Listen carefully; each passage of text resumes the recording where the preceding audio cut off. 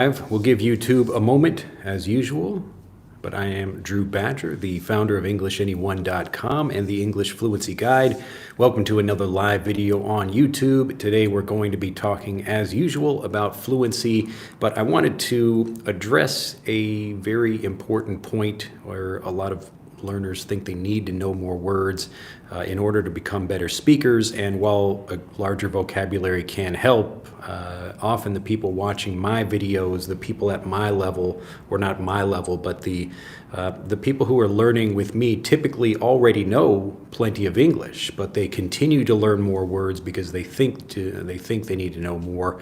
But instead, I'd like to show you that you can actually speak better with the vocabulary you already have. So this video is not for beginners, and I'm not saying that absolute beginners don't need to learn vocabulary. This is really for people who already know a lot of English but still struggle to speak. And they think part of the reason they struggle is because they just don't know enough. So they continue to learn more words and hope they become fluent as a result. So I'd like to show you in this video that you're actually much closer to fluency than you might think. We'll answer just a couple of comments at the beginning here. Nice to see some people saying hello.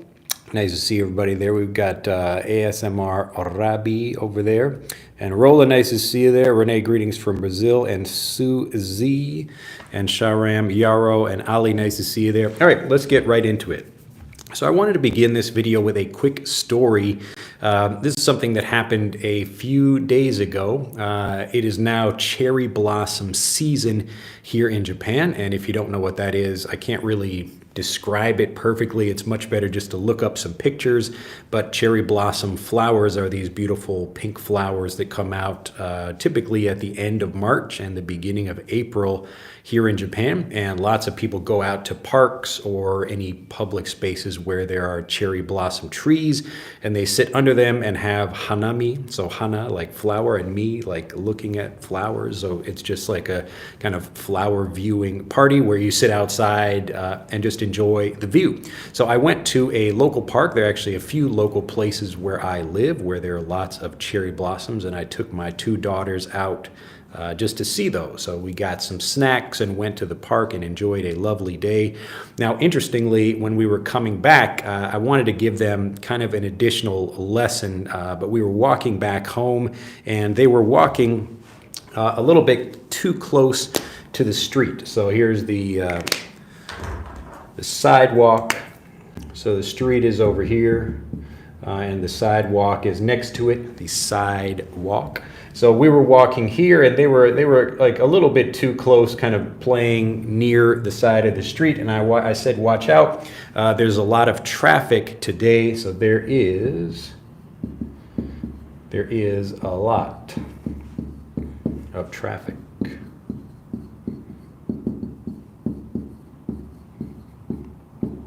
So there are many cars. There is a lot of traffic today, so be careful, move back, watch out. So move away, move back from the street. So I said there's lots of traffic, and my daughters know all of this English, so there is a lot of traffic, and they know traffic means the cars driving on the road. They also know when I said, okay, we're going to turn right at the traffic light. So there is a traffic light when we cross back to the other side of the street here, and there is a traffic light. So we've got the car traffic and the traffic light up here. But I wanted to give them an additional lesson. I always try to teach them a little bit more, especially helping them understand their current vocabulary better. And this is a big part of how you can improve your English without actually learning more words. So the point is to deepen your understanding or learn how to use them better. I teach many techniques about how to do this in Fluent for Life, in the Native Fluency Blueprint, but I wanted to cover just one in a little bit of detail in this video. So I said there's lots of traffic, and then I said, did you notice? I said, wow, there really was a lot of foot traffic at the park. So there was a lot of foot traffic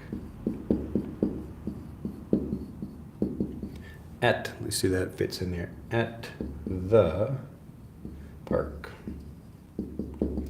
So there was a lot of foot traffic at the the park. And my daughters, especially my older daughter Aria, looked at me a little bit funny, like, foot traffic? And the reason she looked at me like that, so this was my chance to teach them a little bit, kind of a new way of understanding the word traffic, to make sure they understood it better. And so when they think of traffic, they just typically think of cars, and they think about traffic on a particular, road like this, lots of cars driving. That's the idea they have when they hear the word traffic. And so they also know traffic light. This is a light for the cars on the road or for the people walking along the road also. So I said, oh, there was a lot of foot traffic at the park today. Wasn't that interesting? And when they heard that, again, Aria looked at me kind of like, what do you mean foot traffic? And I said, oh, what do you think foot traffic means? And she said, oh, people walking? And I said, yes. And the idea of just giving them this simple way of understanding the word traffic by giving a slightly different example of it, this is helping them understand that traffic doesn't just mean cars on the road. Traffic itself doesn't even mean cars. Traffic just means some kind of flow, and they can understand that a little bit better by hearing it used in different ways. So we might have, like, going to a website like YouTube, for example, we might have web traffic. So if we might have some web traffic going to a website, or we might have some boat, let me write this better, B-O-A-T, some boat traffic along a river. Maybe there is a lot of boat traffic today, or we could have foot traffic where people are walking.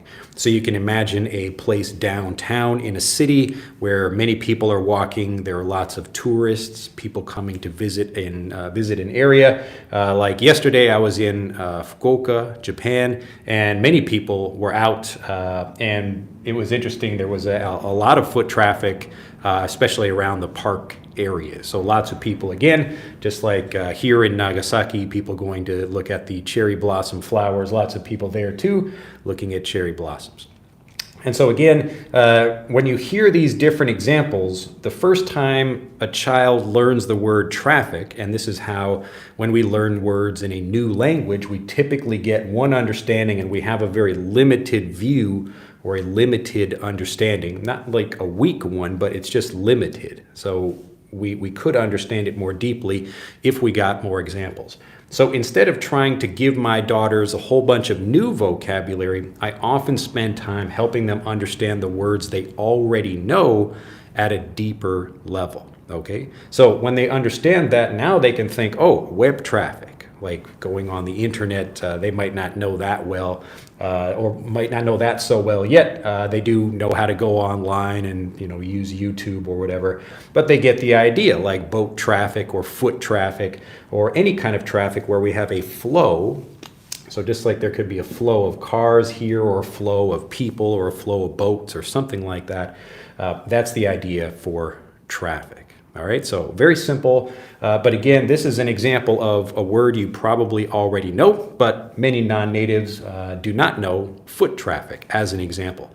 And so the kinds of things that I teach my kids are also the same kinds of things that I teach adults. So again, there are many ways you can improve your vocabulary without learning new vocabulary, or improve even your fluency, your confidence, your pronunciation, the way you speak, everything, without learning new words or grammar. Okay, so when I say this to people, they think, wow, this sounds like I must be lying about that, because they typically think the only way to improve, if they're not speaking well already, is to continue learning more words. But typically, the usual problem people have is that they just don't know their words well enough. So they still have some kind of doubts or worries or hesitation about the vocabulary they're learning, and that's what stops them from speaking. So you can imagine somebody who already knows a whole bunch of words. So we've got a few hundred or a few thousand words, maybe a passive vocabulary. So passive vocabulary is words you can understand, but maybe you don't feel so confident about using, or you just don't use them very frequently. But we want to, instead of just trying to add more words into this, we want to really help you understand that vocabulary so you use it more fluently. And the good part, or I guess the best part about this is it doesn't require you to learn more, so you don't need to take a lot more time to learn. It's just about really understanding the vocabulary at a deeper level, okay? So again, today, just wanted to give a quick example, one way for people to improve their understanding of the words they already know, getting a wider variety of examples of that vocabulary. Just like I'm giving my daughters, instead of just traffic and they think about car traffic, now they understand traffic as more of like a flow, and that there could be traffic in many things. I could have traffic like arms trafficking, like I'm selling weapons or selling drugs or something like that. Like there's traffic across the border, like drug traffic, same kind of thing, like between two countries. So all of those, as you start developing a stronger understanding of words, you will feel more confident and fluent about using those things. All right. Let me know if you make or no if you have any questions about this, or you still doubt that it's possible to improve your speaking without learning more words and grammar. Let me know. I don't want to cover all of these different things that I use, so they're especially like native communication techniques or simple things that natives do when they speak to think about their words or come up with something to say, even if they don't know exactly what the conversation topic is about. Natives are very good at still finding ways to speak. So part of that is knowing words very well, even if they have a limited vocabulary. So the goal is not just to keep learning more, it's really to understand your vocabulary better. And this is a much faster and easier way to become fluent, because the hard work of learning a word is already done. If you already know a word like traffic, it's much easier to just get a few different examples of it, like foot traffic or bike traffic or drug traffic, something like that, rather than trying to learn an additional new word. So it's much more difficult to begin learning things from scratch, where I'm going to teach you a brand new word that you don't know. But if I can give you a new usage that deepens your understanding, you will feel more confident about speaking. Let me know if this makes sense. Just put like or yes or just a Y even in the comment. Just let me know if this idea makes sense. So for many people out there, you don't have to continue learning more words. You really just need to understand your vocabulary without a doubt. And this is one way to do that. I'll give you a few more examples of this in a moment, but let me just check chat to see if anybody has any questions that I might have missed. Let's see. We got the Korean again that I can't read. My great teacher, thanks to you, I gained confidence in English. Awesome. That's fantastic. If you know other people who would enjoy our videos, then please comment, like, and subscribe, and tell them to subscribe. Say, hey, come watch this guy. He will help you improve your English too. Rolla says, look like you took sunbathing. Is that correct? Yes. So I got some sun. That's a very kind of simple way to say this. I thought people might notice that, to get, or I got some sun. So sunbathing typically means I'm laying out, like I don't have my clothes on or anything like that, trying to get a suntan. So that would be sunbathing. But I just got some sun because I was outside walking around. I was in Fukuoka, Japan with my kids and my wife, and we went to the zoo, and we were outside all day at the park, and I was sitting there just getting the sun. It had been a while since I've been really outside for a long time. So yeah, I didn't have any sunscreen or anything on. So I got some sun. I got a bit of sun. So I'm looking a little bit red here. My nose is a little bit red also. But I'm feeling good. It was nice to get some sun. Raul says, hello, Sakura. Yes, that's the name for the Japanese cherry blossoms. And Ali says, I know a lot of words, but these are passive vocabularies, most of them. Yes, and so a lot of people have this problem where they know a lot of words, but they can't use them fluently. So they make the mistake of trying to learn more because they think if they know more words, that will finally allow them to speak. But it's much faster and easier to just understand the vocabulary you already have, all right? So the difficult part is learning a new word from zero. So if I teach you a brand new word, there's no connection you have to it already, then that will take more time, All right. But if you already have a connection, if you already know a word, if I can give you a few new uses of it, so it's still helping your brain feel good about learning. Your brain is always interested in learning new things. And that's another reason why people continue learning new vocabulary. So they often think that either I have to repeat vocabulary, like say the word traffic again and again and again, or I have to learn completely new words. But this is a hybrid, a mix approach, what I call naturally varied review, but this is where we're actually trying to work with the brain and make sure you understand things confidently and fluently without a doubt, and that's what helps you use them. So don't fall into that trap of thinking you need to know more words. All right. If you can understand what I'm saying right now, but you can't speak fluently, you already know a lot. You just need to know those things without a doubt. All right. So this is one way I help people do that. You can also do this yourself if you like, but that's what I recommend for people who know a lot but still struggle to speak. Next, we have some Arabic that I can't read. Do you believe that listening skill is the most important skill in learning a language, and anyone who doesn't listen will never speak? I don't know how you would learn a language without hearing it.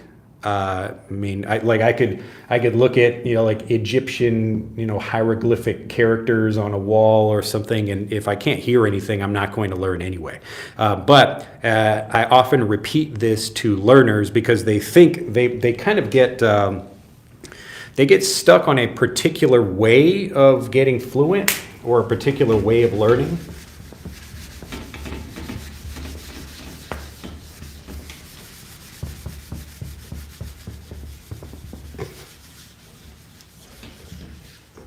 So when I was struggling to speak, I really thought a lot about what actually got me fluent. So there were times when I could speak, and there were times when I could not speak. And the difference was that I felt confident and sure or certain about what I wanted to say. So the times when I could speak, I felt sure, and the times when I could not speak, I felt unsure or unconfident or uncertain about my vocabulary. So I could learn a new word with my eye or my ear or I don't know, even like I could smell, something. I could like smell something and learn it, like smell a particular flavor. So someone might give me a flower, like a rose or lavender or something, and I could learn what that is by the smell of it. So again, the idea is like coming to a way of learning something. I could taste a flavor. That's supposed to be my mouth there. Or I could touch something as well. And so all of these things help you learn. And I think it's a little bit silly to just say, well, we should only listen, or we should only watch, or we should only do whatever. Because when you learn your native language, you're doing all of these things. It's not like your mother or your father said, all right, now we're only going to try to look at life. We're not going to listen to anything or touch anything or taste anything. So it's a little bit, I don't know, kind of unproductive to worry about which of these skills is more important, because if you use all of them, it's going to help you learn faster. All right.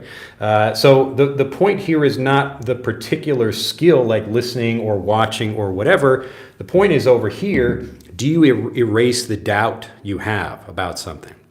So let's say you hear the word traffic, as like we just talked about. So traffic,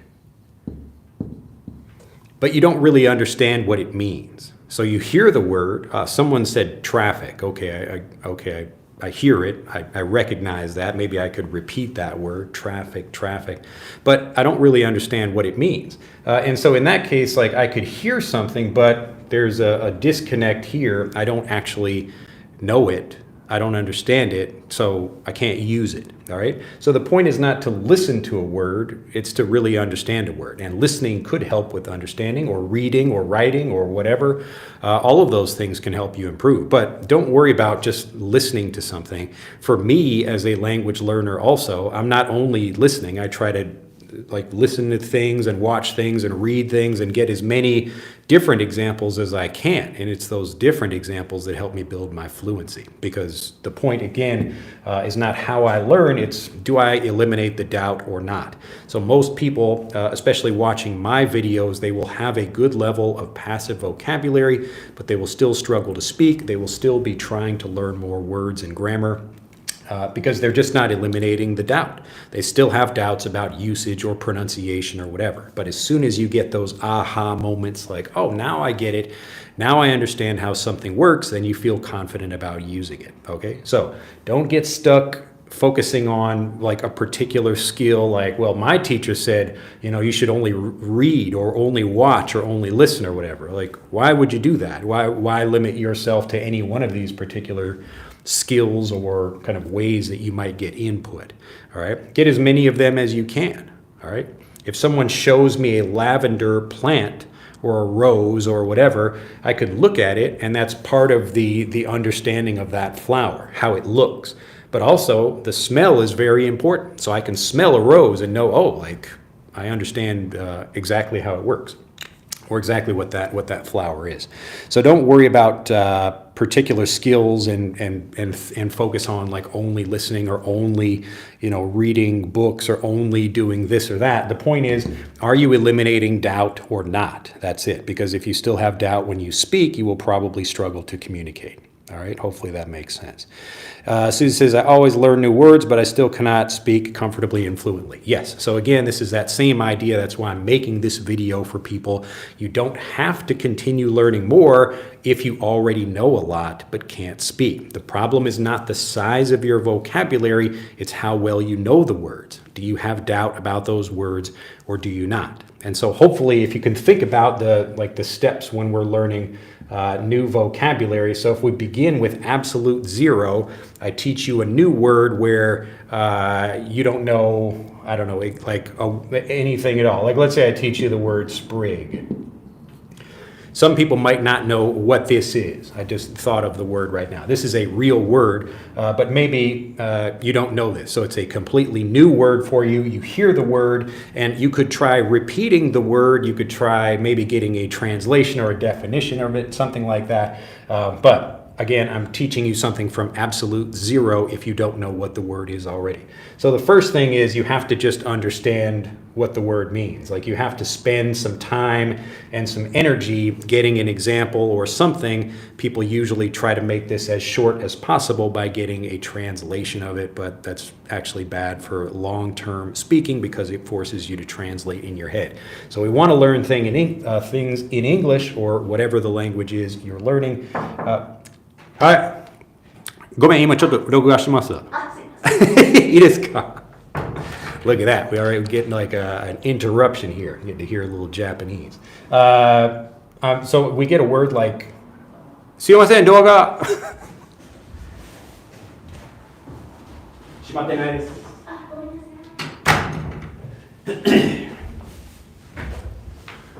All right, since we were so rudely interrupted there. So a sprig is typically, like I could just give you an example of it, it's almost like a small bit of a plant. So I could have like a sprig of like just like a little bit of plant that I might put on like a plate here. So if I have a dish of pasta or something, I might put a little sprig of, you know, parsley or something like that on there. So again, when you see it like that, oh, okay, now I understand what a sprig is, then it's easier for me to go on to like learn more interesting uses or something like that. But again, the point is like if you're going from zero, it takes more time to learn a new word and then try to get new uses of it. But it's much faster if you take a word you already know. So if you're already starting from here, it's like beginning a race in the middle of a race kind of thing. So you already know the vocabulary. With just a few more examples of it or understanding it better, you will feel more confident about using it. Okay. Hopefully that makes sense. Let's see if anybody has any more questions about that. Mohammed says, hi, teacher, could you speak faster and natural so we can improve our understanding? I have videos of that on the channel. You can watch them for that. And also feel free to watch anybody speaking. There are lots of videos on YouTube at Native Speaking at Native Speed. These videos are typically for people who already understand a lot, but I'm trying to really help them maybe understand some particular words or ways of learning. So that's why I don't speak at native speed or use a lot of phrasal verbs and idioms and slang and movie quotes and things like that. So I'm very careful in the way I speak in these videos, but you can find videos of me speaking at normal speed. What we do in Fluent for Life is we give you both. So people in that program, they are getting examples of me speaking normally, like how I would talk with other natives, and also examples like this. So you get lots of different examples in the program, and that's what helps you develop your confidence and fluency, because the point is, again, to really understand the vocabulary without a doubt. Lewis says, from Boston, USA, congratulations about your job. Well, thank you. Vincent says, true, what we need is not words, a naturally varied review, built fluency habit, then boom, naturally. Yes. So again, the idea, you can feel this when you're in a conversation. So if you want to say something, but you're unsure about how to use it, then you will have more difficulty communicating. But if you feel certain about what you want to say, like, okay, I'm standing here doing this and a lady opens the door and just like comes in, I'm like, oh, like, hello. So I'm a little bit surprised and like, okay, I don't know what's going on here, but I don't have trouble communicating. So I can speak in Japanese. I'm kind of like, what is this lady doing here? But anyway. You guys get to see exactly what happens in those situations. All right, Rollo says, yes, makes sense. Ali says, thank you. Bridget says, hi, your English coach. Not being able to speak English fluently, even after trying again and again, is really, really disappointing. What should be done? Well, again, like I'm just talking about in this video, you need to understand your vocabulary without a doubt. So there are many ways to do this. Again, if you already know a lot of the language, this is what I would recommend you doing. So take time going back and focusing on the things that actually cause you doubt. So if you don't feel certain about using particular words or grammar or whatever, maybe you're uncertain about pronunciation, get that certainty. That's the thing that will unlock your ability to speak. So you don't need more words. That's the thing that's going to take more time than just understanding your words better. Randy says, hood night, or maybe you mean good night, Mr. Drew from Brasilia. Tsubasa says, gomenasai. Zeus says, sometimes I know the meaning of a word or a meaning close to it only through the context of a sentence. Yeah, and so you will learn a lot in that way. I often learn new Japanese in that way as well. So I hear an example of some new word or even an old word that I already knew, but in a new way. And so I feel more confident, like I get that aha moment of, now I get it. So that's what I'm trying to do, not only with you, but also with my daughters or even myself as I'm learning. So the point is not to just get more input, like people talk a lot about comprehensible input. The point is really to understand things without a doubt. So I could continue getting input, but if I don't understand things better, I'm wasting my time, all right? So what I want to do is really make sure I'm getting closer to, okay. So if I hear a word like traffic, and I think that only means cars, then my mind or my understanding is limited. And when someone uses traffic in a different way, it will expand my understanding. So that's what I'm doing with my daughters. So when they already know traffic, like a traffic light and traffic on the road, but I say, hey, there was a lot of foot traffic at the park. And immediately they get that aha moment of, oh, I can use the word in that way. Traffic doesn't mean what I thought. It doesn't mean cars driving. It just means more of a flow. And so from there, you can really start using the vocabulary much more confidently because you understand it better, all right? The point is not to repeat vocabulary again and again. It's to really understand things so that you use them without a doubt. All right, Red says, why your logic is so fluent that you can continuously share the related experience without stuck. Amazing. Most of time, I don't know what to say, even in my native language. Yeah, I mean, well, these are common things that I speak about, but I am able to speak even in my native language or in Japanese because I know how to make connections. I don't spend my time like trying to learn a bunch of random new vocabulary. I'm figuring out ways like, how can I make a bunch of useful connections that help me understand things and use my vocabulary faster. So that's why I'm able to continue speaking in English or Japanese. I can talk in both languages. Obviously my English is better, but it's just because I know more words and have more connections. But I'm learning both languages in the same way. All right. So again, if you want to speak, the point is not to continue learning more. It's just to eliminate the doubt. All right. Robert says hello. And Idelio. Wait, if I'm pronouncing this, Ideldo. I can't tell if that's an I or an L. Ideldo. Martins says good morning, night for you. or good night for you, teacher. I live in Brazil. Please, I can learn English with you. Well, welcome to the program. Now, we've already given the example with traffic. I'll give a few more examples with other vocabulary you probably already know. And again, before I do that, though, I'll just give this one last example. I mentioned this already, but I think it's useful for people to understand how vocabulary learning works.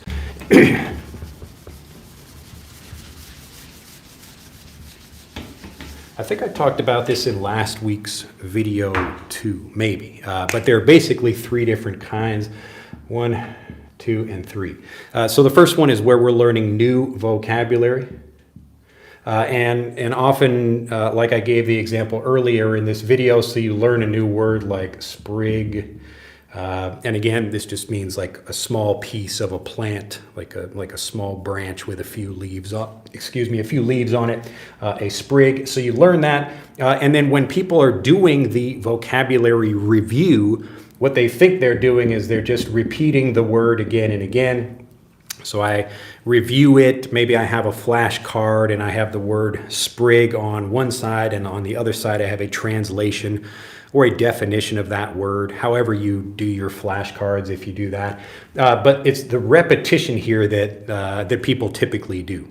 So they're not really trying to deepen the understanding of it. They're just getting a lot of repetition of the word. And the brain, it really dislikes repetition. This is why people don't really like going to the gym or doing this. The gym is already difficult enough because people don't want to lift heavy things around. That's just like a natural thing people don't want to do. But they definitely don't want to lift those things again and again. So the repetition makes it worse because the brain is always interested in new information. So this is why we want to know what's new. We ask people, hey, what's new when we see them after a while? Hey, what's new? What's happening? What's different or new in your life? And again, people don't really want to do this. So this is that. It's like the thing they think they have to do. Okay, I learned a word. Now I need to understand it better or become more fluent by repeating that word again and again. So I will do that repetitive study. So I can either try to do that or I can learn new words and just like continue learning a bunch of new words like that. So another new word, here's a new word, a new word, a new word, like lots of random review of vocabulary. So you're still learning new words in both ways, but there's like one, you learn a new word and you try to repeat it again and again. The other is you learn a new word and then you learn a different new word and then a different new word and lots of different new words, but there's no real system to all this, okay? So what I want people to do, what I recommend, what I personally do, and the way I help my kids, and this is what I've been showing in this video, is a hybrid approach where we're trying to get new plus a mix of things, but we're trying to do it systematically. So remember, the brain is not interested in repeating things because it's boring, all right? We like the brain is naturally interested in new things. Ooh, what's a new food or a new product or a new thing that's coming out? And so we forget about what we have. It's like my daughters at home, they have a bag full of old stuffed animals and they still want to go buy new stuffed animals. And I say, no, you've got a whole bunch of stuffed animals in your house already. You don't need to go buy a whole bunch of new stuff. But again, the people naturally are either trying to work very hard or at learning a word and then repeating it again and again, or not really spending much time to learn vocabulary, but they maybe get a definition or translation and then very quickly move to the next word. So what I'm trying to do in this video is show you that you should have a hybrid approach here where you mix getting new information with a kind of review, but you need to get some variety in there as well. So this is that naturally varied review. If you don't know it already, naturally varied review. Naturally varied review. So this means, like the example before, we learn a word like traffic, but we don't stop there, and we don't just try to repeat the word traffic. So we learn like a new word here. We'll just replace this with traffic here. So the typical thing, you learn a word like traffic and you just try to repeat that word again and again, or you learn a word like traffic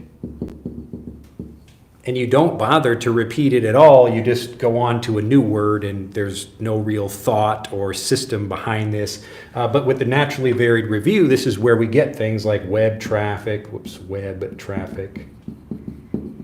or drug traffic, or I don't know, like people traffic or foot traffic, like we've talked about in this video. And so in this approach, it really helps you understand the vocabulary much better. It's much faster. It works with your brain. You actually want to learn this way, so you get fluent faster. Okay? Does anybody disagree or have a different approach they'd like to share? These are basically like most people are either doing this one or this one over here. Very few people take time to do this, and that's why many people know a lot of words but struggle to speak. Okay? Hopefully that makes sense. Let me go through, see if anybody has any. Ram says subtitles not available. Yes, when the video is live, you will not get any subtitles on it, but subtitles will be available usually a day or two after. Cost says, how many words needed for the beginner? It's again, like the point is not how many words you need. It's just not only how many words for what, like what kind of purpose, but also you can speak better if you know the words well. So a young child can understand the language and speak better than many adult non-natives because the child knows that vocabulary really well.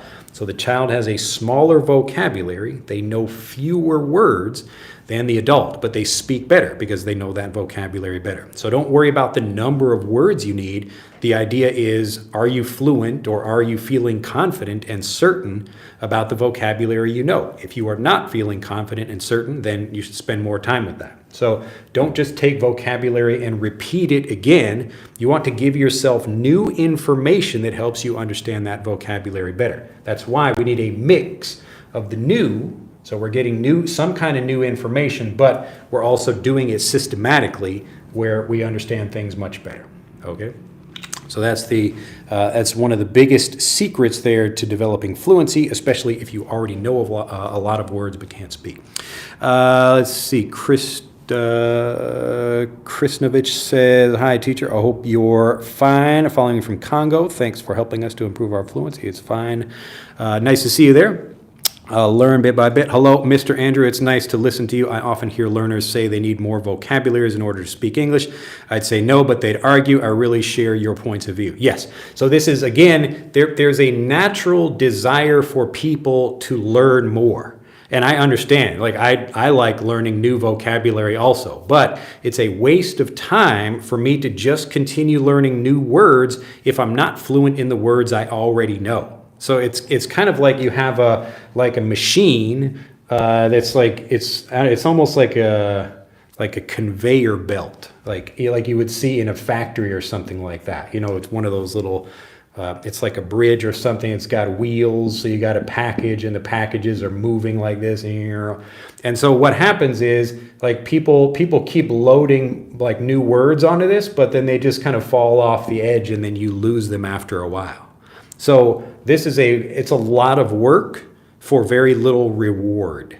Okay, so it's just not a very smart use of your time if you're trying to become a fluent speaker. The much faster and easier thing is this over here, where we understand words really well, we feel confident about using them, and that's how we speak fluently. Okay, so you don't need to know more. And again, like I'm trying to prove that to people in this video, and that's really the best thing I can do. I know not everyone will agree with me, that's fine, but it's typically people who disagree with me that still struggle to speak. So if you disagree with me and you're speaking well, okay, fine, man. Then you must be doing something differently, but probably you just are understanding words better in another way. But let's look at some more examples of this. So I'll erase this, just giving a few more things. Again, simple words that you probably know already, but hopefully I can help you understand them in some slightly new ways or give you some more interesting uses of these things. Let me know if this idea of 3 different ways of learning makes sense. So either you're taking something and you're trying to be a good student, like I'm practicing, really reviewing my things a lot. That's the typical rote learning method. Or you're just randomly getting lots of vocabulary and you're not spending much time with that vocabulary. Or the middle approach where you actually feel more confident about words because you spend time with that. So let's look at some other words here. Let's see. And if you have any words that I can help you with, you can let me know in the comments. So I mentioned traffic signal before. So we got traffic signal. So my daughters know about traffic light or traffic signal, but signal again, like maybe we just have, you could think about a radio signal. So here's a radio antenna, and I have my little radio over here, and the signal is going to a little antenna on the radio over here. So beep, beep, beep, beep, beep, the radio signal is going over here. So a traffic signal, it could be like I'm showing you something. So when you see or hear the idea of a radio signal, that's a thing you can't see. So maybe you can hear like beep, beep, beep, beep, something like that, or you can hear the radio music or voice or something like that. So you can't really hear this part here, but the signal is going from here to over here. So this is like a signal you can't see, and a traffic signal would be a signal you can. Like I can give you some hand signals like this. I'm showing you something with my hands, a signal. Now, imagine I'm having a conversation. It's me talking with some nice young lady over here, and I'm trying to feel kind of like if she is interested in me or not. So sometimes it feels like she is, and sometimes it feels like she isn't. Like some days she is, really nice to me, and other days, I don't know, it seems like she's being kind of mean to me or whatever. I feel like I'm getting mixed signals. So here, this is where we're not getting like a nice clear signal from someone. So a clear signal like this woman is clearly interested in me. We're having a nice conversation, the typical things. She is, I don't know, touching her hair or whatever, like all of that stuff. That's a clear signal that she is interested in me. But if I'm getting mixed signals, it's like some things are good, but some things are not. It's mixed. Like some of it is bad, some of it is not. Okay? So again, all these different ideas, we spend just a little bit of time, not a lot of time, but just a little bit understanding the word signal better. But now when you feel, okay, like mixed signals or clear signals, we know something like this radio broadcast is sending a clear signal. You can hear it very easily on the radio. Sometimes the radio is like, you're getting some kind of sound or static. You can't hear the signal clearly, or the radio is not getting the signal clearly. So again, like a woman could be sending me a clear signal of interest, but sometimes I feel like I'm getting mixed signals from them. Okay. So again, this is just an example, like I'm getting mixed signals about whatever, but this is a common use of the word signal. Any questions about that? All right. So again, what we're trying to do is not just repeat the word signal. Like my job as a teacher is not just to repeat the word signal, signal, signal, signal. Like I'm giving you a signal of the word signal here just by repeating that. But that doesn't give you any new information. So it doesn't help you understand the word better. But if I can give you slightly different examples of the word, help you understand it better, now you feel more confident. You get those aha moments like, look at that, like mixed signals. So if you didn't know that already, now you have a new way to talk about this kind of situation the same way a native does. So we don't say, sometimes I don't know, maybe she's giving me like some good information or good feelings, and sometimes I feel like I'm getting some bad information or something. So that like often non-natives have a longer way of explaining things because they don't just have a very simple way like this right here. So now you do, if this is a new vocabulary for you. Did anyone not know this already? Hopefully I'm giving you some things that are new. Maybe some people know these already. Is this new for anybody? Did anybody know mixed signals, and also in this particular context? So let's see, Roll says, can I say traffic signal means traffic light? Yes. So you could have a traffic signal, typically like it's a visual thing, but you could also have an auditory one. So like a train signal will have like a flashing light, and it will have a sound like ding, ding, ding, ding, ding, ding, something like that. So it could be a visual signal or an auditory signal. All right. So anything that's trying to give you some information, it could like have like a touch, like let's say I'm walking and I'm blind, I can't see, but on the sidewalk there are little strips that have bumps on them, something like that. That's a signal as well. It's like a touch signal or a sensory signal. So it's telling me some kind of information, all right? But I could get that information in different ways. So yes, like a traffic light is a traffic signal, but like a traffic signal is not always a traffic light, if that makes sense. So we can imagine like this, like there's a kind of bigger group of like traffic signals, and maybe some of those are like visual, like you can see them, it's a flashing light or a red or green or yellow, and some of them maybe are auditory, like you just hear a sound, something like that. Okay, hopefully that makes sense. All right, so that's signal. Again, hopefully you see the idea. It's not just to repeat things or to learn random vocabulary and just not know words very well and continue to learn more vocabulary. We stop, we spend just a little bit of time really helping our brains understand something by making deeper connections with the vocabulary. All right, next up.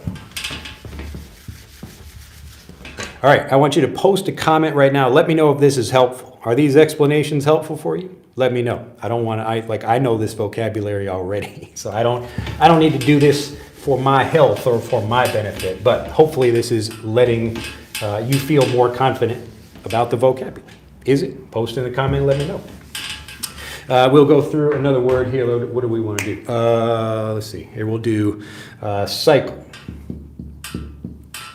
So you probably know this already. A cycle just meaning some kind of, going from one place to another, and typically something returns again and again.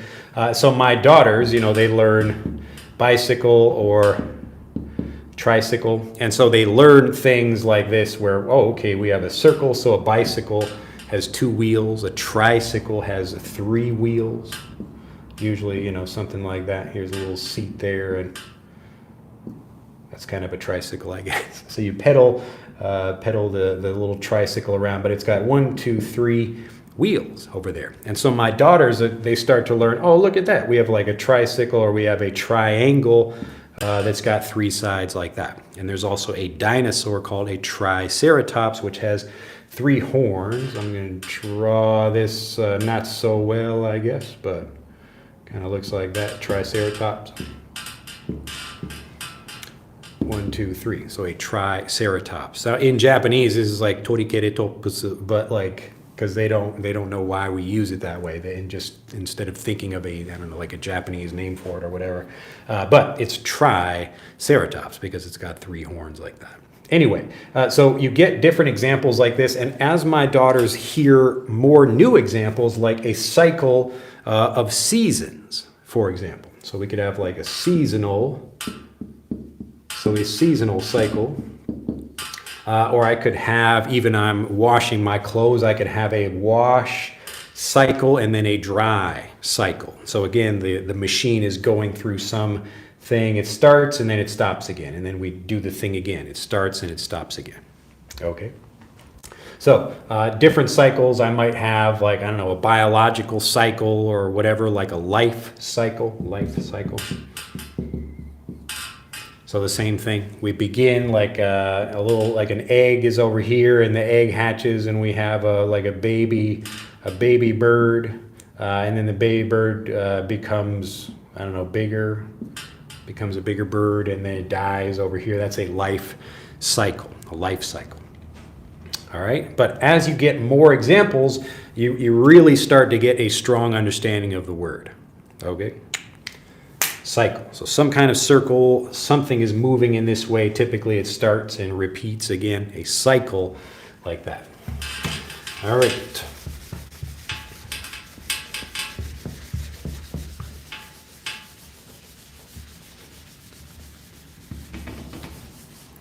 Last example for people. All right, let's say we have a word like window.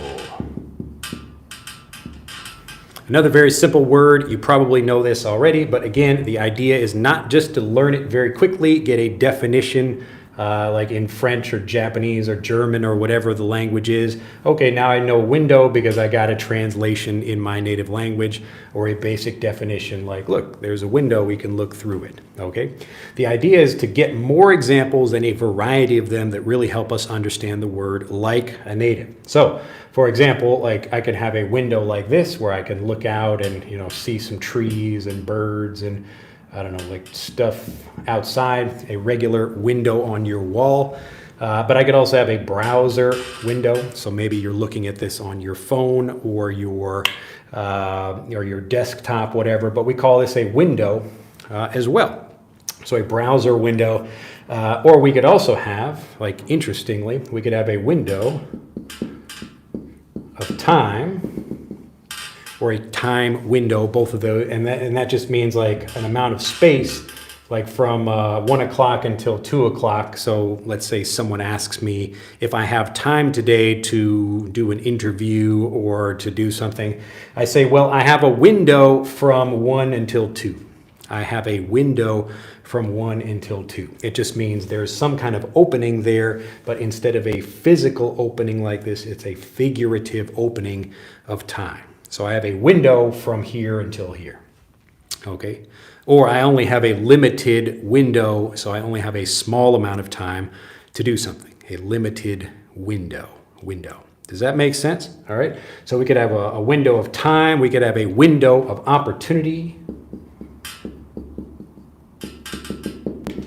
Same idea. So I might have like, I don't know, from this moment until that moment, like I'm meeting somebody or I see somebody and I think, oh, I really need to speak with that person before they leave or before they get on a bus or whatever. So I have a limited window of opportunity. So it's not open forever, just like this window right here. Like the rest of this space is the wall and the rest of this space is some other time or whatever. So this other time over here, I'm busy, or the other person is not there. So I want to meet someone. I have a limited window, a limited chance to meet that person. Okay? So the idea, again, it's not to just learn a bunch of new vocabulary or take vocabulary you already know and repeat it again and again. We need to take both of those approaches. We need variety and we need that new information, but we need to do it in a systematic way like we're doing here. And that way you can actually understand things well. So what I'm doing with this is really trying to give you different ways of understanding the same vocabulary so that you can use it more confidently and fluently. Does that make sense? Let me know. Sometimes I feel like I'm talking to a wall over here. This is my window into how well you understand the information. Okay, so this tells me, it lets me know. It's like a window of understanding for me. All right, but you should be thinking like, okay, I'm getting these aha moments. I understand the vocabulary better. All right, Abba says, do you think memorize 5 English words per day works? No, I mean, again, the point is not to just memorize vocabulary. And what do you mean by memorizing? If I know a lot of vocabulary, but I don't know it very well, like, so I memorize the word window. Okay, maybe I know that word and I can tell when someone is talking about a window. But if someone mentions a window of time or a window of opportunity, that's where I really feel more confident about the word, because I think, now I really understand what window is. A window it's not like this specific thing, like we have a specific shape or pieces of wood or glass or something like that. Just like my daughters are learning about the word traffic, not just meaning cars on a road. So there's a deeper meaning to the word there, what I call the core meaning. And often words might have multiple core meanings. But the point is, as you get more examples of things, that's what really deepens your understanding and makes you feel a lot more confident about things. So if you only repeat the word or you're trying to memorize it, but you don't really understand what it means, the understanding of something is the much easier and faster way to do it. You just have to do it in a systematic way. So whether you do this with me or by yourself or whatever, however else you do it, this is the way that's going to get you fluent much faster and much more easily. Okay. All right. Let's see, and I think somebody asked me before. All right, CMC or CNC BMX says, don't worries, women are like that all the time. All right, let's see. Patrick, Dave, nice to see you there. Menelin from Dominican Republic. All right, let's see if I got those examples already. Amicida says, can I see Amicidia? I learned English unconsciously from COVID era through YouTube because I was chronically online, and now I want to learn a new language. Do you have any tips to get into a new language? I don't know, pick something you're interested in that you have a good reason to learn, or it's just fun for you. But if you got fluent in English, then do the same thing for whatever that other language is. Let's see. Sis says, do you want a polyglot? Do you mean, do I want to be a polyglot? That's not really a priority for me. I think it would be nice to learn other languages, but I've been spending a lot more time just trying to help people understand how to get fluent, and that's a bigger priority for me, like helping other people learn the language rather than me. Like, I could just take what I know and go out and learn a bunch of languages, but I don't know, it's less interesting for me than trying to solve the bigger problem of helping other people learn. 2J Bros, hello from Thailand. All right, people are getting the idea. Patrick says, I like to read interesting stories so I can fix new words on my mind. It works to me. Yeah, so that's a good idea. You would say fix words in my mind, and then it works for me. You would say that. All right, let's see. Antonio says, hello from Angola. And then Heart, I'm not even going to try to pronounce that whole thing. Well, Heart Tubituia, I guess. All right, then the thing is like to learn 10 words and master them. Am I right? Yes. And when I talk about mastering something, you can see this is a very quick process. I'm not telling you to spend lots of time studying or doing things in a boring way. What you're trying to do is make more connections. If you just know a word by itself and you don't have any connections with it, it's more difficult to remember and use fluently. But if you can learn another word that's related to that, and then another word, and then other words like that, you start building these connections, and the connections are what allow you to speak. So it's not just the vocabulary by itself. You have to be able to connect these words in conversations when you speak. So even if you know a lot, if you don't know how to connect these things and you're not used to making those connections, it will be more difficult for you to speak. So yes, the idea is not just like mastering words, it's just really understanding the words without a doubt. And you don't need a mastery of a word to do that. It could be just one or two more connections that help you understand things. Hassan says, hi, sir. Eid Mubarak. By the way, let's see. Dung says, hi, teacher. Should we learn new words from root words, Greek or Latin words? Can you share the best way to learn new words? Well, number one, it should be situational. So each person has particular vocabulary they need for their life. And I don't recommend just a like base set of vocabulary that everybody needs to learn other than the basic things that you probably know already. But when you have a situation, like I often go to a particular restaurant, or I often talk about this type of topic with my coworkers or something, that's the vocabulary I should be focusing on. And as you get more examples of things, that's what's going to help you understand the vocabulary better and feel more confident about using it. So I'm not trying to give specific advice like you need to learn these 10 words and do it in a specific way. So if people like reading books or you like watching movies or whatever, that's great. But just make sure to make these connections. You need to make sure that the vocabulary is something you already know and you know it without a doubt. Okay, so that's really the more important part, rather than like specific things you're learning. So as far as learning new words, when you're getting whatever, you pick a particular topic or something, this is like how we teach in Fluent for Life. Whether you're doing this with us or by yourself, pick a particular topic and then focus on that topic. Get a couple of different examples, go to YouTube or wherever, and maybe I just use the YouTube example because we're all here right now and I know you have access to it. But when you're watching YouTube videos, let's say I watch a video about little kids like how to tie their shoes or something. So I can watch 10 videos about people talking in Japanese about tying shoes, and I will know how to talk about that like a native after I watch those examples. All right. So it's not really about vocabulary. It's about situations and making sure you're able to use the same kind of vocabulary that natives would use in those examples. Right, Dave says thank you, or Patrick, excuse me, and Victor says hi from Brazil. What does it mean, alumni? Look it up. If you're just looking for random definitions, you can easily look that up. Sorry, I am late, Drew. It's okay. You can watch these videos whenever you like. Susie says, what is the best way to learn when you read? Again, in general, I would focus on if you're going for fluency, like reading words where you know almost all of the vocabulary. So like 95 to 100% of the vocabulary, and the skill you're working on is just how can I read faster? So I might read children's books for that reason, where my Japanese speaking ability is much better than my reading ability. And part of that is just for learning kanji. It's just a more difficult thing because there's so many more characters than English.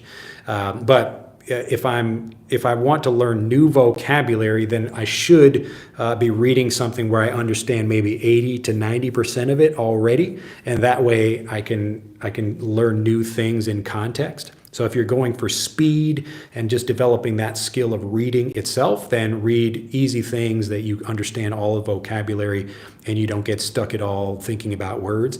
But if you're trying to build your vocabulary and understand things in context, then you can challenge yourself a little bit. But you should understand most of the vocabulary already. The point is, can you learn new things in context even if you don't get a dictionary definition or a translation?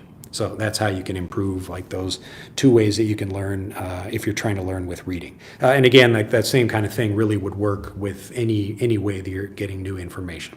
So if you're watching a TV show and you don't understand most of the vocabulary, it's probably going to be frustrating for you. You will have to stop the show and watch, I don't know, something giving you an explanation, or read a dictionary or get a translation or something like that.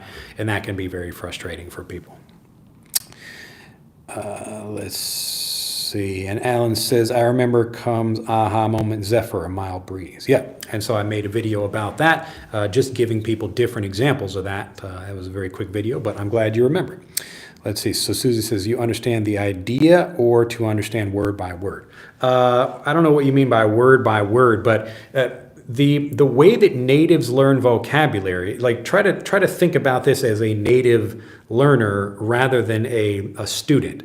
And I've given this. Let's see, what's a good example for people? Like, let's say you're learning a new word in English, and you have, I don't know, like a situation happens, like there's like a crazy meteor shower or something like that, or like, you know, like a meteor or a comet is coming to hit the earth, and everyone says like, oh, it's the apocalypse. Like they use a word like apocalypse, and like we won't get into like the specific meanings of that, but let's just say it's like a specific word you hear and you don't really know it very well. You're trying to connect the word with the situation.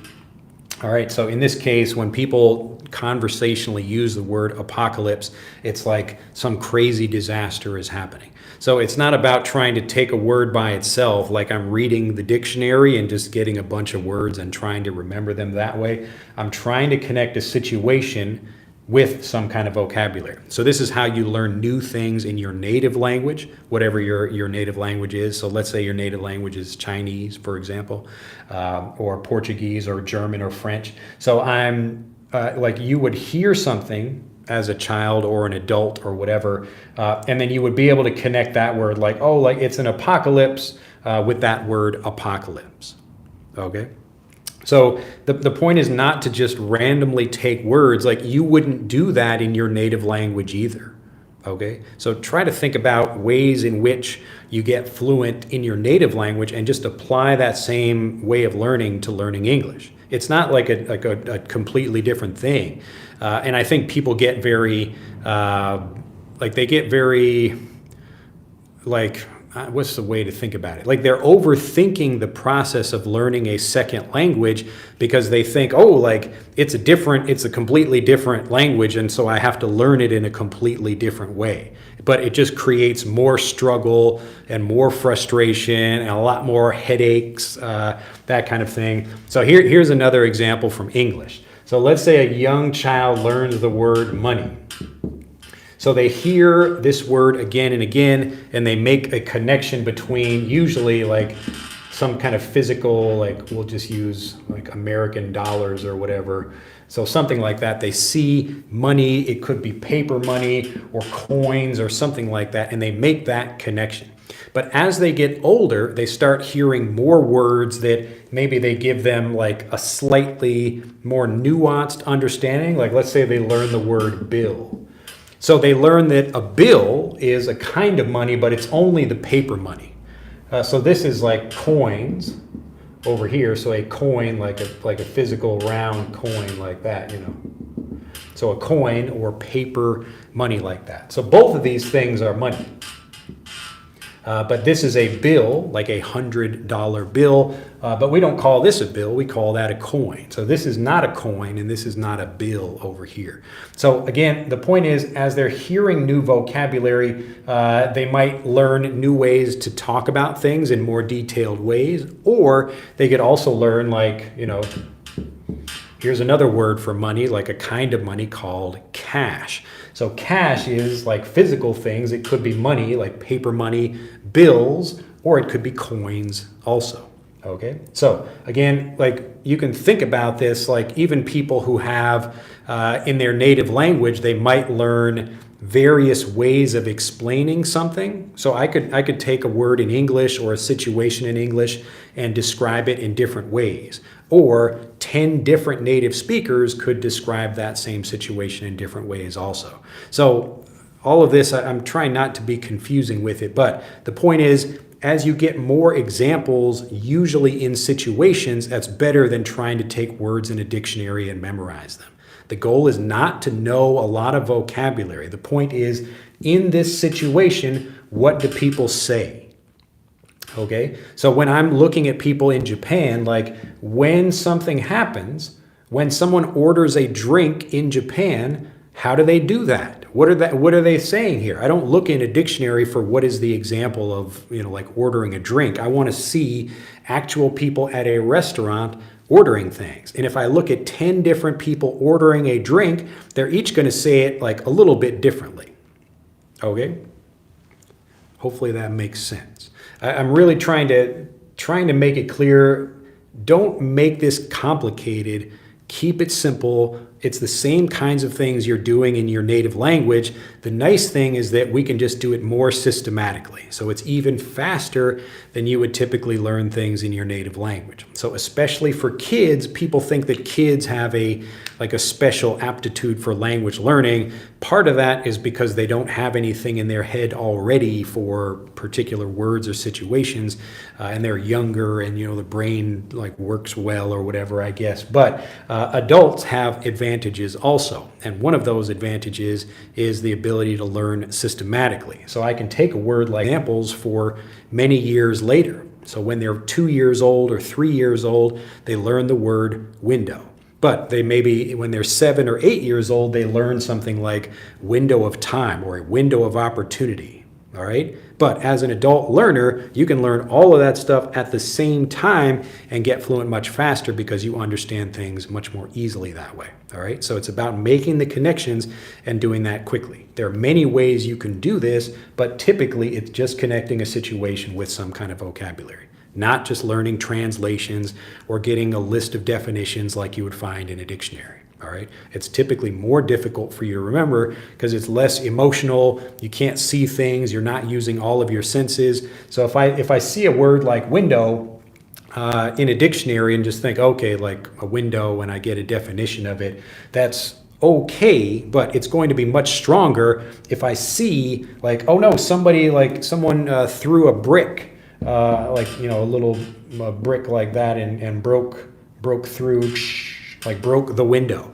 So here I learned like, wow, I'm connecting with the situation and the sights and the sounds of that. I can hear the broken window, and now I feel much more confident about that. So I'm understanding the word better. I feel more confident about using it because of that understanding, and that's what allows me to speak. All right, so I don't become more fluent just by repeating the word window again and again. I just have to understand it better, and so it's a much faster and easier way to do that. Does that make sense? Let me know if what I'm saying makes sense, because I really want people to understand these and not overthink this. Like much of what I do is trying to take all these ideas learners have and just remind them of how they got fluent in their native language. So the things you did to get fluent and the things you're still doing right now when you learn new words in your native language, just do that in English. But you can do it more systematically to do it faster and make it a lot easier for yourself to remember new things. Let's see here. All right, CNCBMX says, I'd say one of the most difficult things is when it comes to pronunciation. Yeah, I suppose it depends on what your native language is. But if you get Frederick, click on the link in the description below this video to get that. But it will teach you the same way natives are learning, and you will discover pronunciation for yourself. Often people make pronunciation more difficult because they take random words and try to learn to pronounce them. Again, it's a difference between doing something randomly and doing it systematically. So if I can help you learn things in the right order and you can teach yourself those things, you will get fluent and you will understand pronunciation or grammar or whatever much faster. So get the app, and you can find that in the description below this video. DeTrekelin says, sir, the correct sentence should be, she doesn't, but natives sometimes say she don't. What do you think? Natives typically do not say that, but I mean, I could see like some people saying that. Yes, but yes, obviously, even natives will use incorrect English sometimes, but you would not write that, or typically you will not hear that example. Tips with Fergus says, is there any particular video where you explain vocabulary in more details? What exactly would you like to know? Because lots of my videos talk about, could be learning vocabulary or whatever. But the basic idea is just learning things like a native, but systematically. That's the idea. So you really want to understand things, connecting situations with vocabulary rather than trying to just learn new things from translations or definitions. You guys says, thank you, sir. You have improved my English. Awesome, fantastic. If I have, click that like button and do share the video. How many situations do I need to remove the, probably you mean doubt there. It's up to you. Like if I give you one situation and one example, maybe you understand something perfectly right away, and that's great.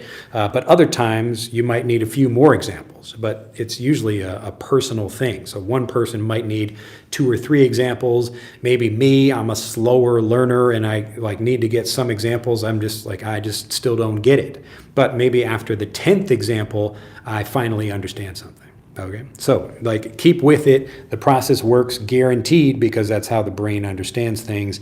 And so, yeah, you don't really have to think about it like how many specifically. It's just for those words, you might need some examples, or others, you might need many more examples, whatever. But the process works. 2J again, we teach our kids to use English as much as we can. My son loves funny English books. We don't know every word, but that's okay. Yeah, it's good to expose your kids to good English content.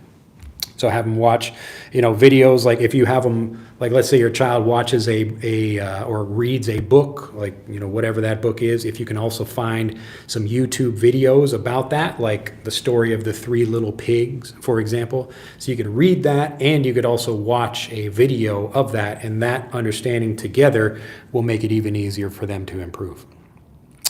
Mom, it says, I used to watch you many years ago, and now I'm a CELT holder. Thank you, teacher. Glad to hear it. Learn and Grow, is this class live now? Yes, it is, but only if you're watching it live. So when this video is finished, it will still be it will be available on the website or on YouTube, and you can watch it there anytime you like, but it will not be live then. So what does bucks and grand stand for? Typically, bucks is just talking about money like that, like paper money. We don't really talk about bucks for coins, and grand just means 1,000 of something. So I have a grand, like $1,000. You guys says, sir, how much time will it take to speak as fluently as you? Well, I don't know what your current level is, but don't think about speaking as fluently as me. Think more about speaking fluently for a particular situation. So I might, like, I can speak right now fluently because I know what I'm talking about. But if I have to talk about, I don't know, how to train dolphins or something. I just pick some random thing like that. I don't know how to talk about that because I don't have experience with that thing. So you would still say I'm a fluent English speaker, but I don't know how to talk about something like that. So try to think about it in that way, where you don't become really fluent in a language because you don't know the whole language or all of the words. You become good at talking about certain things as you erase doubt, as you know about those things better. Alex says, hi, teacher. What phrases do you use when you face internet issues or phone calls? I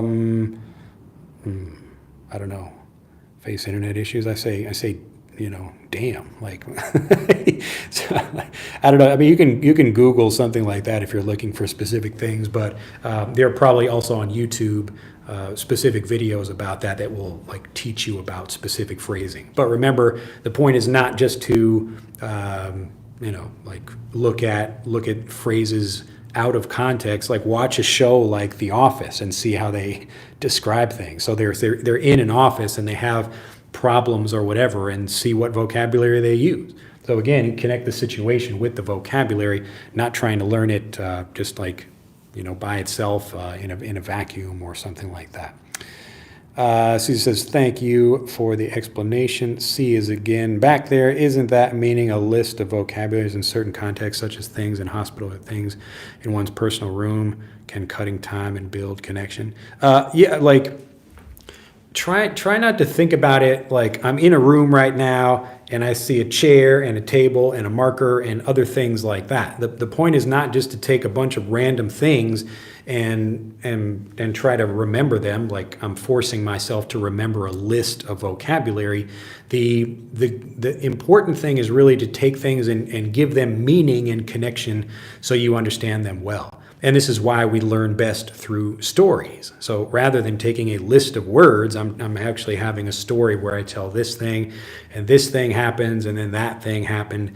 Like my daughter Noelle told me a story yesterday. She was watching, I don't know, Peppa Pig or something, and she said, yeah, there was a story like these different fruits and vegetables. It was kind of a TV show in the show, I guess. So maybe Peppa Pig was watching a TV show. I didn't see it, so I don't know. But it was a pretty funny little story that she told me. So these different fruits and vegetables are, I don't know, trying to do funny things. But the onion does, like, it's trying to do funny things, but everyone is just crying. They're crying about it. They're not laughing at the funny things the onion is doing. And so it's kind of another example of how people cry when they cut onions, and it's using that joke, it's using that connection as a way to tell a kind of a funny story in a kid's show. But again, the example here is showing that it's about the connection and not just like random things in a context or whatever. So you might learn some new things in that way, but the connection you have with the vocabulary is the important thing, all right? So don't try to make a list of things in your room or a list of whatever, some other things like that. Like, would you do that in your native language? Ask yourself that question. When I'm learning something, would I learn it that way? Like in my, like if I'm learning some new English words, would I try to learn it by just getting a list of things and try to remember that by putting them on flashcards or something like that? Probably not. But if I spend some time in a situation where that vocabulary is used, I'm going to learn that. So if I want to learn about cutting hair, for example, if I spend some time in a barber shop, I will learn that vocabulary very quickly. All right? So don't try to make lists or things like that. We just want to make sure that you understand things well. You want to make connections with that. Learn and Grow asks, where are you from? I'm from the United States, Chicago specifically. Thank you very much, Professor. And then, sir, you didn't make dedicated videos about the English grammar. Could you do that, please? I don't know what you mean by that. Lots of people make videos about grammar that don't really help you understand the grammar better or use it fluently. And I already have a whole program called Fluent for Life that covers really literally everything you would need to speak, so I don't need to make those videos again. We also have lots of grammar videos on the channel, especially the, I think it's called the Best Beginning English Grammar playlist. You can watch that, and then Frederick as well. That's another example of a place where you can learn new things. And again, like I'll often get people asking for questions or like, hey, like make this new content. And it's like, why? Like, what do you need the new content for? There's probably hundreds of videos on our channel specifically you have not seen yet. So this is another example, like the brain is naturally interested in new things all the time. So people always want new content rather than going back and reviewing content and trying to understand things better. And it's the people who actually do that second thing, who actually go back and review things, those are the ones who get fluent, all right? So you could possibly get fluent by just continuing to look for new content, watching new random things, but I'm guessing it would be a longer, slower, and more frustrating process. All right.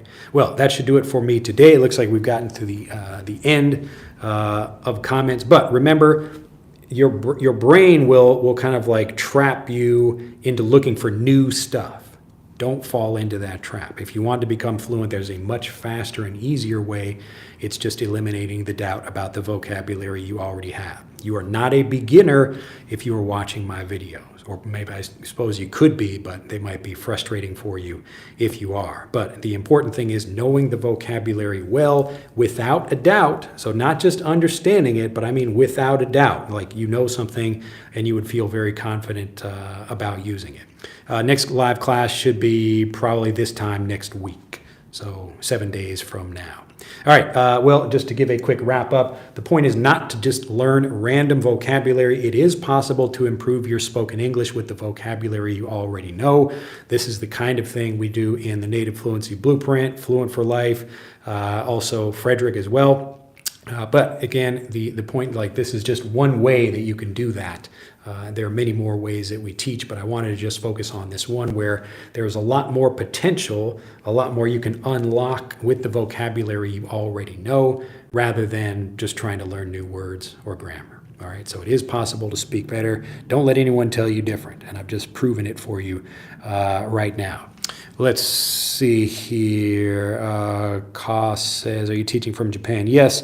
Alan says, I don't know why, but if I watch recorded videos, sometimes I need subtitles to understand all, but live chat videos, I can figure almost every word. Amazing. That's an interesting psychological thing. Are you talking about the exact same content, or are you talking about different content? Like if you watch a video, I don't know, you might be paying more attention just because you think it's live. So just pretend my videos are live when you watch them, and you can see the chat rolling on the side. That might be an interesting experiment for you. All right, well, that's it for this video. If you'd like to learn more about how, looks like Carolina says, do you teach private classes?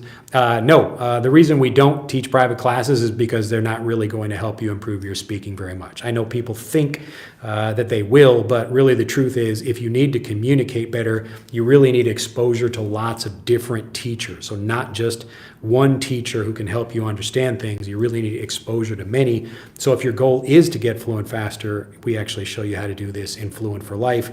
It's really the fastest way we've found to get people fluent because we need to give you, again, these aha moments as quickly as possible. I'm losing my voice, but I'll just leave you with that. So you don't need a private teacher, and even if you had a private teacher, maybe you would get like a weekly class for half an hour or an hour or something like that. Like you could get more, but again, you need to be strategic. You need to eliminate doubt, and most people don't really know how to do that very well. It's just giving you more information and not really helping you understand it without a doubt. So if you'd like to speak better, speak more confidently, more fluently, you can click on the link in this video to learn more about Fluent for Life and Frederick as well. Have a fantastic day, and we'll see you in the next video. Bye-bye.